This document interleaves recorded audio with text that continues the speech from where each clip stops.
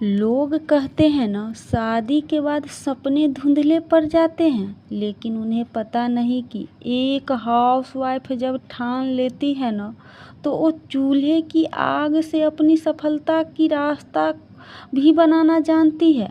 संघर्ष आज जितना बड़ा है ना, उससे बड़ी जीत होगी।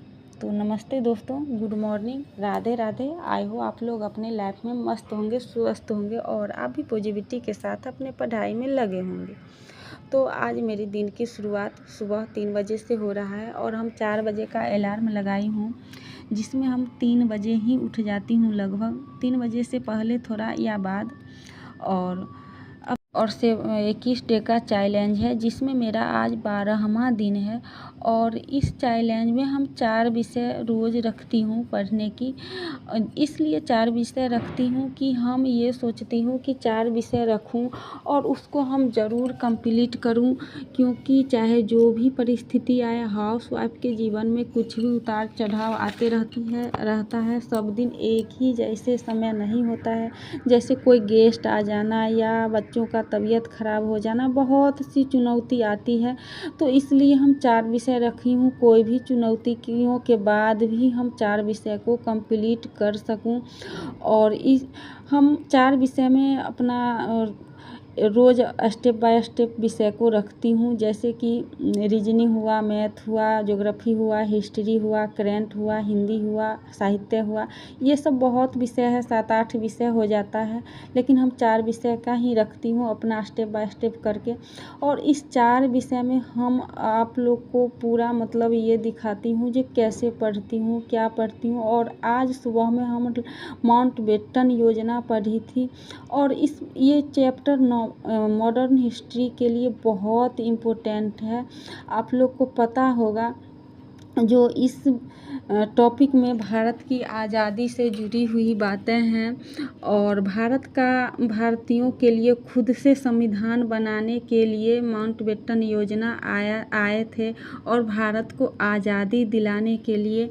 तो ये मतलब डिटेल में हम खुद से पहले पढ़ ली हूँ और उसके बाद हम खुद से डिटेल में बनाई थी इसका नोट। और पढ़ने के बाद नोट भी बनाना बहुत ज़रूरी होता है, खुद से लिखा हुआ। वैसे तो हम लिख कर रोज़ पढ़ती ही हूँ। और पढ़ने के बाद सुबह में हम लगभग 3 बजे से लेकर 5:30 बजे पढ़ती हूँ, लेकिन बीच में उठना पड़ता है, क्योंकि मेरा बाबू हमको परेशान करने लगता है, बीच में उठाता है, तो फिर उसको हम सुलाती हूँ सोकर और मोबाइल से उस समय पढ़ते रहती हूँ और उसके बाद उसको फिर पढ़ने के लिए बैठती हूँ। तो जैसे कि नोट भी बनाती हूँ ना, तो उतना नोट बनाई हूँ तो थोड़ा सा बच गया था, पूरा नोट सुबह में ही नहीं बना पाई थी। तो फिर हम नाश्ता वगैरह सब करने के बाद उसको कंप्लीट कर लिए थे, थोड़ा सा बचा हुआ था। और उसके बाद सुबह में पढ़ाई करने के बाद हम रोज़ किचन में आना पड़ता है, क्योंकि 5:30 बजे उठूँ, 6:30-7 में मेरी बेटी स्कूल उसके बीच में जाती है, उसका बस आती है।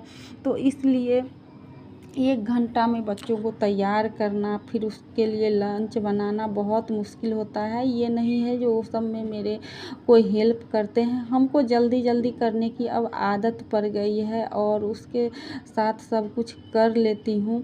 और मेरा ये बाबू भी है ना, बहुत एक्टिव है, बहुत एक्टिव। जब भी इसको नहलाती हूँ या कपड़ा पहनाती हूँ तो मतलब पहनने को तैयार ही नहीं, तो भागता है, इधर उधर उछलता है, कूदता है।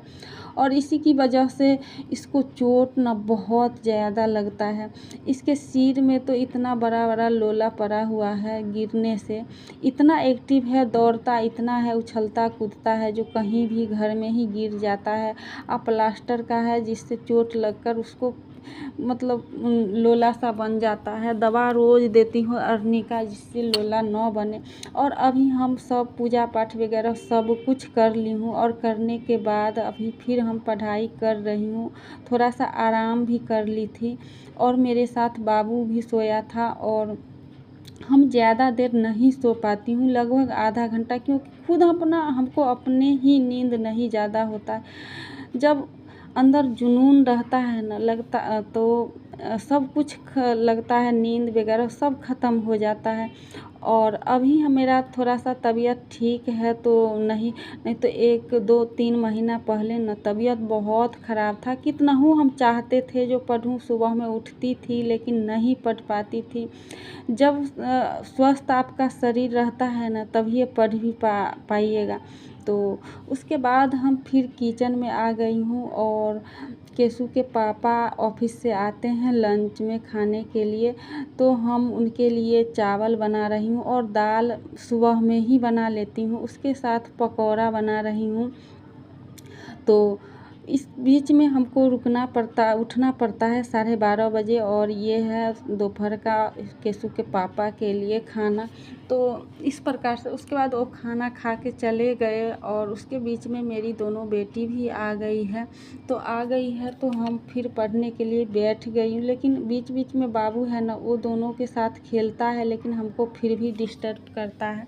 तो अभी हम सोच रही हूँ जो क्या पढूँ, तो फिर हमको लगा जो नहीं, अब हिस्ट्री तो हो गया है, लेकिन अब ज्योग्राफी पढ़ना बहुत ज़रूरी है। और आप लोग को पता है जीके जीएस के लिए ज्योग्राफी भी बहुत है, और भारत की भू आकृति ज्योग्राफी का पाठ है, जो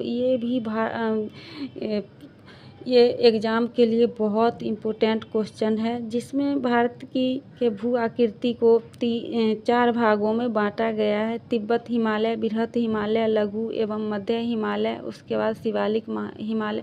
इसको पूरी डिटेल में पढ़ी थी, और अभी हम पकौड़ा भगवान जी को खिला रही हूँ, क्योंकि हम जो भी बनाती हूँ ना, भगवान जी को ज़रूर खिलाती हूँ।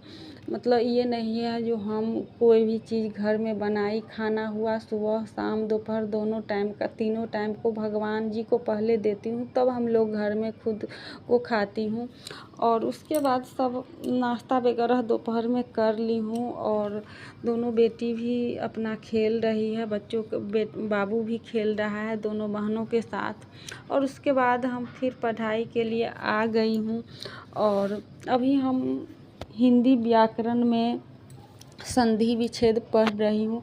तो संधि विच्छेद में आप लोग को पता है 3 है: स्वर संधि, व्यंजन संधि और विसर्ग संधि। स्वर संधि को भी 5 भागों में बांटा गया है, तो इसको भी हम डिटेल में लिख रही हूँ। और आप लोग को पता है कुछ भी हम पढ़ती हूँ तो लिख कर पढ़ती हूँ, न कि बोलकर। और अभी रात का खाना बन रहा है, और खाना बनाने के बाद बच्चों लोग को खिला देती हूँ, और उसके बाद बर्तन वगैरह सब साफ़ कर लेती हूँ, और फिर हम रात में भी 1 घंटा पढ़ती हूँ। तो आपको आज का ब्लॉग अच्छा लगा तो ज़रूर कमेंट कीजिएगा, लाइक कीजिएगा, सब्सक्राइब कीजिएगा, और फिर बताइएगा जो मतलब कोई भी क्वेश्चंस होगा तो आप ज़रूर कमेंट में कीजिएगा। फिर मिलूँगी अगले ब्लॉग में।